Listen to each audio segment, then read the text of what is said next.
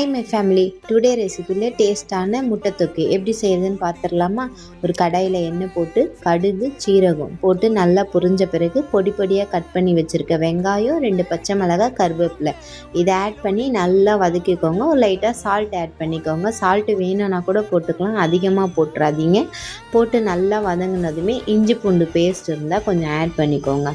இஞ்சி பூண்டு பேஸ்ட்டை போட்டு ஆட் பண்ணி ஒரு 2 நிமிஷம் வதக்குனதுக்கப்புறம் பொடி பொடியாக நறுக்கி வச்சுருக்க 2 தக்காளியை அதுலேயும் போட்டு நல்லா வதக்கிக்கோங்க. தக்காளி அதுவாக வதங்கி வரணும். ஒரு 2 நிமிஷம் விட்டிங்க அப்படின்னா தக்காளி நல்லா வதங்கி வந்துடும். இதில் கொஞ்சம் மசாலா ஆட் பண்ணிக்கலாம். கொஞ்சம் மஞ்சத்தூள், கரம் மசாலா, மல்லித்தூள், சிக்கன் மசாலா இதை ஆட் பண்ணி மசாலா வாசனை போகிற வரைக்கும் ஒரு 3 நிமிஷம் வச்சுக்கலாங்க.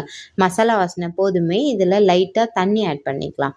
தண்ணி ஆட் பண்ணி ஒரு 2 கொதி வந்ததுமே நம்ம முட்டையை உடச்சி இதில் ஊற்றிக்கலாங்கங்க.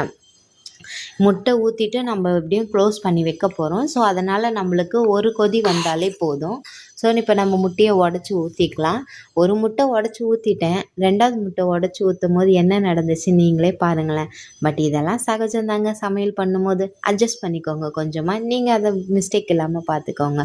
மூடி வச்சு ஒரு 5 நிமிஷம் கழிச்சிட்டு கொத்தமல்லி தூவி இறக்குனீங்கன்னா டேஸ்டான முட்டை தொக்கு ரெடிங்க. இது சாப்பாட்டுக்கு சாப்பிட்டிங்கன்னா சுட சுட சாதத்தோட அவ்வளோ டேஸ்ட்டாக இருக்கும்.